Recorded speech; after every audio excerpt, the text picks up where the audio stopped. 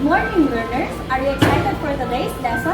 Come and join me in an awesome adventure in music, arts, PE, and health. Dahil sa Mapi 8, easy pa yung siksik, katawan ay liliglig, kaya halina at matuto with Ma'am A.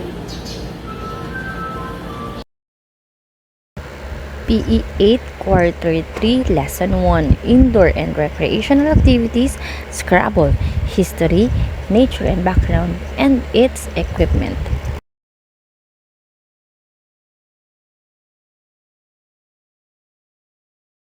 Our multi-competency execute skills involved in the sports.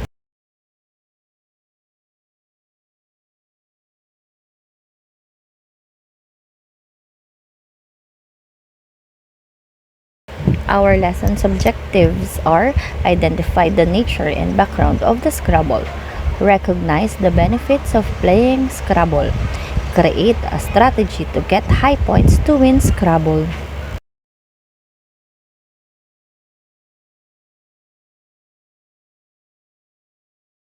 Before we begin, let's play dugtungan.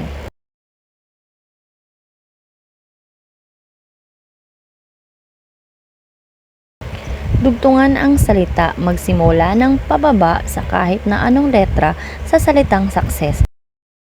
Pumili ng mga salita na nasa itaas o ibabang bahagi. Siguraduhin na ang salita ay hindi durugtong sa ibang salita na walang magiging kahulugan.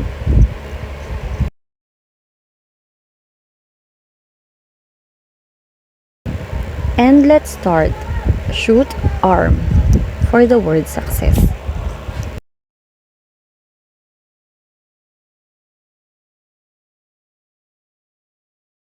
And very good, we have shoot. Next is nut or bird.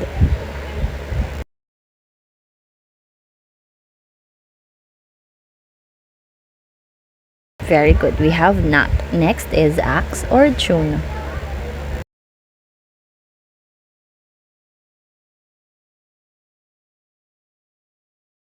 And you got it right, we have tune. And then for the last, we have chart or water.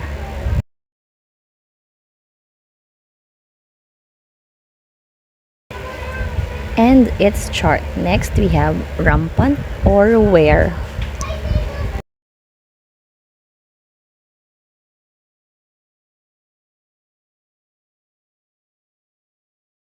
Okay, we use rampant.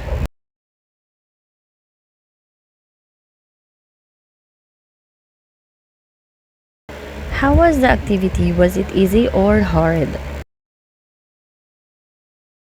Ganyan laruin ang ating lesson for today, which is Scrabble. Then let's begin our discussion.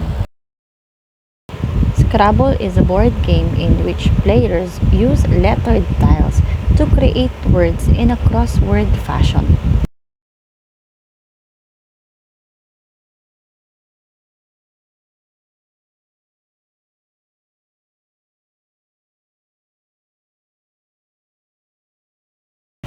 It is a word game in which 2 to 4 players score points by placing tiles, each bearing a single letter, onto a game board divided into a 15 by 15 grid of squares.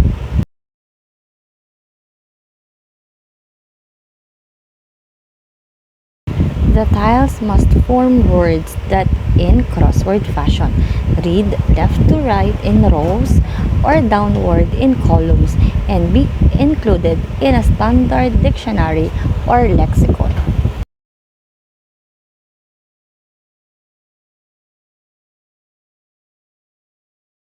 Alfred Muscherbatz, born April 13, 1899 and died April 4, 1993, was an American architect famous for inventing the board game Scrabble in the year 1938 in Jackson Heights, New York City.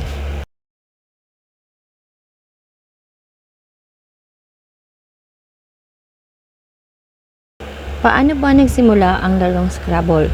Here is the history of the board game Scrabble. In the early 1930s, after working as an architect but now unemployed, Butts set out to design a board game.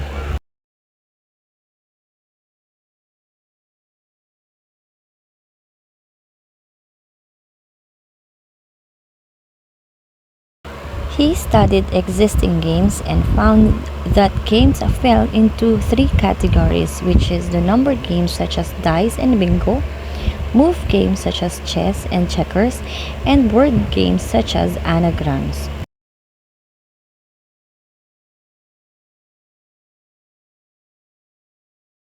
Bots decided to create a game that utilized both chance and skill by combining elements of anagrams and crossword puzzles, a popular pastime of the 1920s.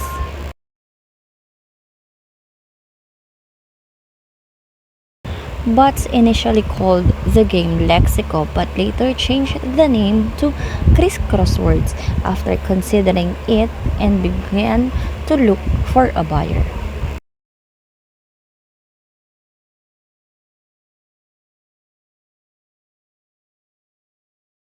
James Brunot, in 1948, a resident of Newtown, Connecticut, and one of the few owners of the original Criss Crosswords game, bought the rights to manufacture the game in exchange for granting bots a royalty on every unit sold. What are the equipment used in playing Scrabble? Let us learn and explore. We have Scrabble board. It measures 15 cells wide by 15 cells high. It has a total of 225 squares. It also has special cells for special points, like double word score or triple word score. Here is an example of a Scrabble board. Nag-uumpisa ang laro sa pamamagitan ng pagdapag ng tiles sa star. And we have Scrabble tiles. Scrabble, where played with 100 tiles, 98 contains letters, and 2 blank tiles, can be made up of wood, ivory, or other synthetic materials.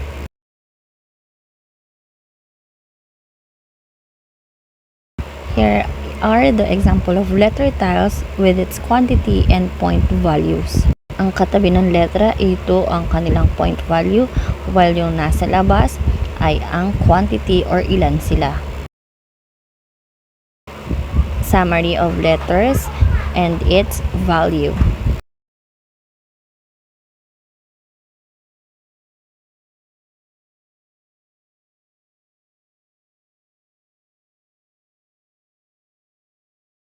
And we also have rack. This is where chosen letters or tiles are placed and where words are formed before putting it on the board.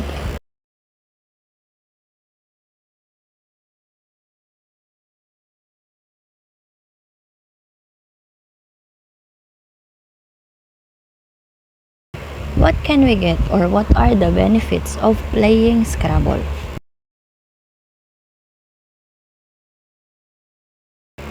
First one, it teaches you vocabulary and spelling. It helps you develop intellectual abilities, teaches you strategies. It encourages social cooperation and bonding. It helps improve your emotional well-being and confidence.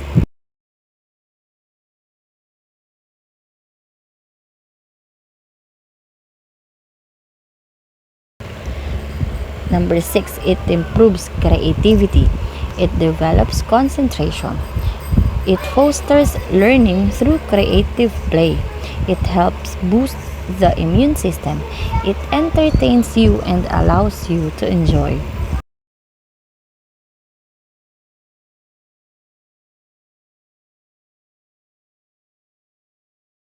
Sharing time.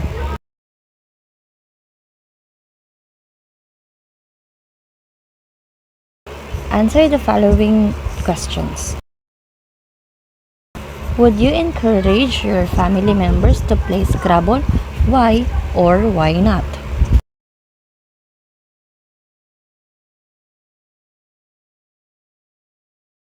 Is playing Scrabble considered a good recreational activity which fosters good social relationship? Why and why not? And that is all for week 1, lesson 1, PE 8.